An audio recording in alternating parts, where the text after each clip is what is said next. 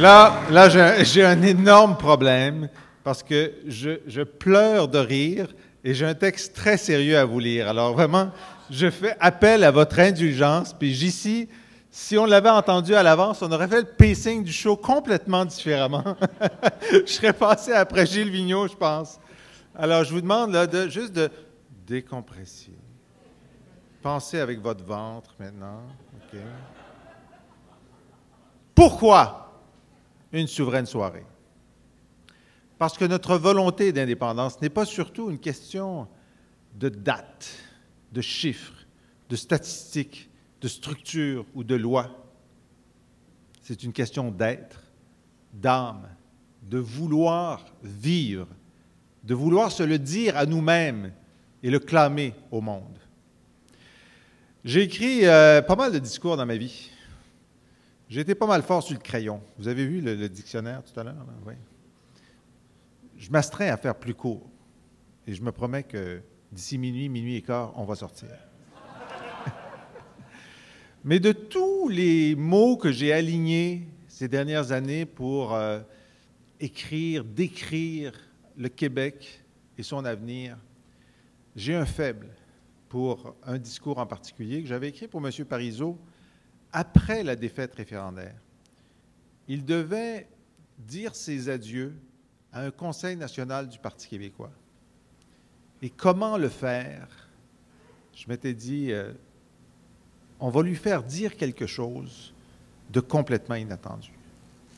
Alors, je vais vous en lire un extrait et vous allez comprendre pourquoi j'ai un faible pour ce texte. La campagne du non, a dit M. Parizeau, a fait une contribution très noble, oui, noble, à la campagne du oui en 1995. Je ne parle pas des leaders du camp du non qui ont agi au mépris de nos lois, mais je parle des milliers de citoyens canadiens des autres provinces. Dans des témoignages, des lettres et des manifestations, ces milliers de gens nous ont montré l'émotion très grande qu'ils ressentaient parce qu'ils pensaient que leur pays était en danger. Évidemment, nous sommes d'avis que si le Québec devient souverain, le Canada va survivre et que les Canadiens auront leur pays.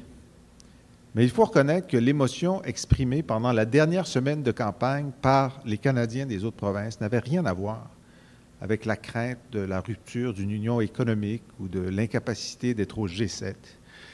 Pour les Canadiens, il s'agissait d'un sentiment beaucoup plus profond. Certains d'entre eux avaient mal physiquement.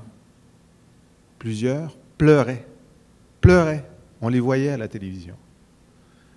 Ils avaient mal à leur pays. Et leur pays fait partie de leur être. Ils le sentent dans leur tripes.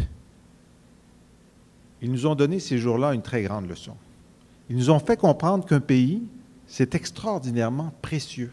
Avoir un pays à soi, un pays dont on est fier, ce n'est pas une abstraction, ce n'est pas une structure, ce n'est pas une affaire de politiciens.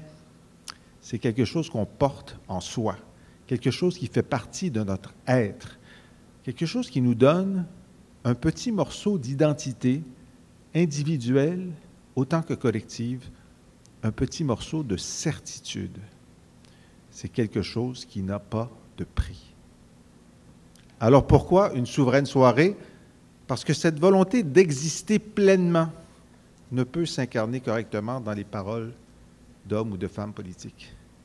Elle ne peut s'exprimer aussi bien qu'en chanson, en littérature, en poésie, en humour, en images et en couleurs.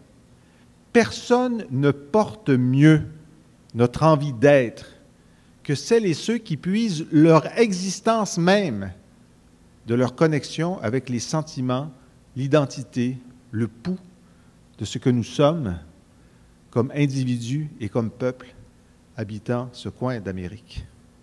La souveraine soirée, c'est ça. Commencer à renouer le lien entre notre projet indépendantiste et les porteurs d'âme que sont nos créateurs de culture. Remobiliser nos fidèles d'hier, engager ceux d'aujourd'hui, attirer ceux de demain. C'est aussi une bande-annonce, car je propose, si vous me choisissez chef, d'organiser chaque été la souveraine tournée pour donner une voix et une tribune à nos jeunes chanteurs, créateurs, humoristes, indépendantistes et les lancer à la rencontre de la jeunesse québécoise. Et pourquoi pas, en hiver, au printemps, à l'automne, des souveraines soirées comme celle-ci. Vous pourrez dire « J'étais à la première souveraine soirée ». Vous pourrez dire ça à vos enfants et à vos petits-enfants. « J'étais à la première, j'étais là, je l'ai vu, je l'ai vu ». Alors pourquoi pas des souveraines soirées comme celle-là à Montréal, à Québec, dans les régions, grand rendez-vous de la jeunesse indépendantiste. Et oui, les baby boomers seront invités aussi, mais c'est la grande fête de la jeunesse indépendantiste pour célébrer ensemble de toutes les couleurs leur goût de vivre dans un pays dont ils seront les fondateurs. Ce midi, à l'Université de Montréal, il y a eu le premier débat entre les candidats. Il y en aura d'autres, à Sherbrooke, à Montréal, à Chicoutimi. Il y aura un débat à Chicoutimi. C'est quand même extraordinaire. C'est quand même extraordinaire. C'est bien.